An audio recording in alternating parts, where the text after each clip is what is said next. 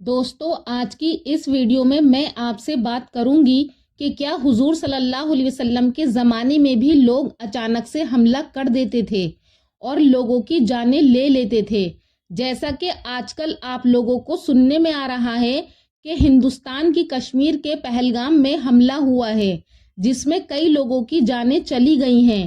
تو میں آپ کو بتا دوں کہ حضور صلی اللہ علیہ وسلم کے زمانے میں تو کوئی ایسا آتنکی حملہ نہیں ہوتا تھا۔ جتنی بھی جنگیں، غزوے اور مارکے ہوئے ہیں وہ سب کے سب مذہب اسلام کو لے کر ہوئے ہیں، لیکن تاریخ میں ایک ایسا واقعہ ملتا ہے کہ ایک کافر نے نبی کریم صلی اللہ علیہ وسلم پر اچانک سے حملہ کر دیا تھا اور حضور صلی اللہ علیہ وسلم کو اس کی خبر نہ ہوئی۔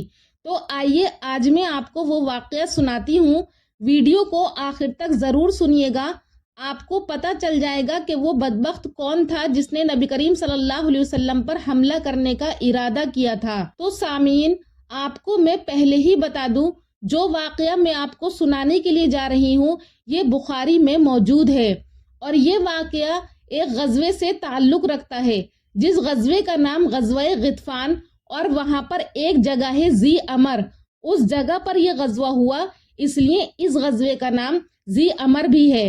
اور ساتھ ہی ساتھ آپ کو یہ بھی بتا دوں کہ غزوہ اس جنگ کو کہتے ہیں جس میں نبی کریم صلی اللہ علیہ وسلم خود شامل رہے ہیں۔ یہ واقعہ غزوہ غطفان میں ذی امر مقام پر ہوا، جس بنا پر اس کو غزوہ ذی امر یا پھر غزوہ غطفان کہتے ہیں۔ بنو ثعلبہ اور بنو محارب یہ کفار کے دو قبیلے تھے۔ ان دونوں قبیلے کے لوگوں نے جمع ہو کر نبی کریم صلی اللہ علیہ وسلم کے اوپر حملہ کر کے مدینہ میں آنے کا ارادہ کیا۔ اس قافلے کا سالار نجد کا ایک مشہور بہادر داسور بن حارث محاربی تھا۔ بعض نے اس قافلے کے سالار کا نام غورس اور اورق بھی بیان کیا ہے۔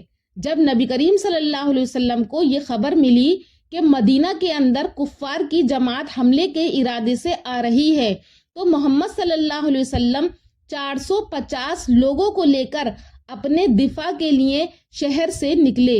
جب دشمن کو پتا چلا کہ ہم سے حملہ کرنے کے لیے محمد صلی اللہ علیہ وسلم بھی اپنے ساتھیوں کو لے کر ہماری طرف آ رہے ہیں تو دشمن اطلاع پا کر پہاڑوں کی چوٹیوں میں چھپ گئے۔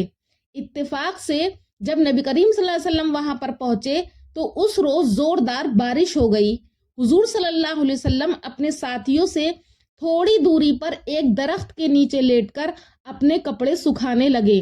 پہاڑ کی بلندی سے کافروں نے اس بات کو دیکھ لیا کہ آپ صلی اللہ علیہ وسلم بالکل اکیلے اور اپنے ساتھیوں سے دور بھی ہیں، تو ایک دم اچانک سے داسور بجلی کی طرح پہاڑ سے اتر کر ننگی تلوار ہاتھ میں لیے ہوئے آیا اور حضور صلی اللہ علیہ وسلم کے سر مبارک پر تلوار بلند کر کے بولا کہ بتائیے اب کون ہے جو آپ کو مجھ سے بچا لے گا؟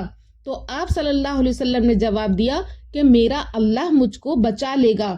تلوار اس کافر کے ہاتھ سے یہ سن کر گر پڑی اور داسور کانپنے لگ گیا۔ بعض روایات میں آتا ہے کہ جبرائیل علیہ السلام فوراً زمین پر اتر پڑے اور انہوں نے داسور کے سینے پر ایک ایسا گھوسا مارا کہ تلوار اس کے ہاتھ سے گر پڑی اور داسور فوراً زمین پر گر کر رہ گیا۔ تو رسول اللہ صلی اللہ علیہ وسلم نے فوراً تلوار اٹھا لی اور فرمایا کہ بول، اب تجھ کو میری تلوار سے کون بچائے گا؟ داسور نے کانپتے ہوئے اور بھررائی ہوئی آواز میں کہا کہ کوئی نہیں۔ تو رحمت للعالمین صلی اللہ علیہ وسلم کو اس کی بے کسی پر رحم آ گیا اور آپ نے اس کا قصور معاف فرما دیا۔ داسور حضور صلی اللہ علیہ وسلم کے اس اخلاق نبوت سے بے حد متاثر ہوا اور کلمہ پڑھ کر مسلمان ہو گیا اور اپنی قوم میں آ کر اسلام کی تبلیغ کرنے لگا۔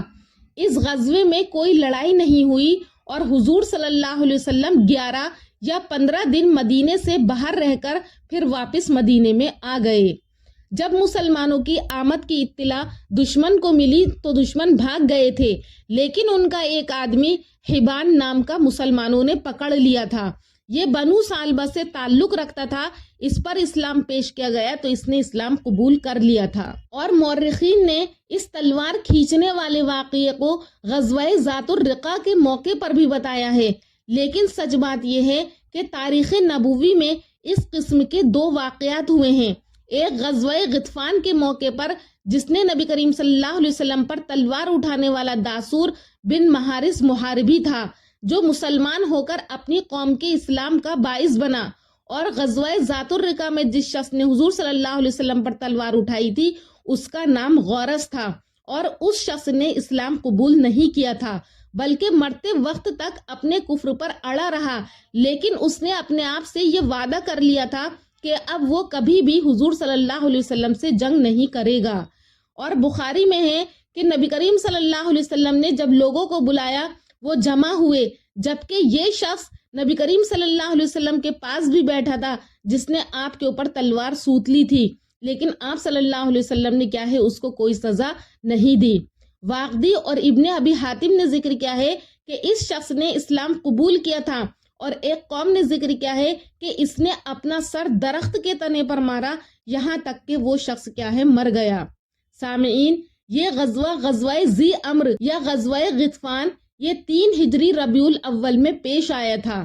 دوستو، یہ تھا واقعہ جس میں حضور صلی اللہ علیہ وسلم پر ایک کافر نے اچانک سے حملہ کیا تھا، لیکن اس میں بھی اللہ کی مدد شامل ہو گئی۔ امید کرتی ہوں کہ آپ کو ہماری ویڈیو پسند آئی ہوگی۔ اگر آپ کو ویڈیو پسند آئی ہے تو کامنٹ سیکشن میں اپنی رائے کا اظہار ضرور کریں، اور ہمارے چینل نوری اسلامک ٹیوبر کو ضرور سبسکرائب کریں۔ انشاءاللہ پھر ملاقات کروں گی ایک اور اچھے واقعے کے ساتھ اگلی ویڈیو میں۔ تب تک کے لیے اللہ حافظ۔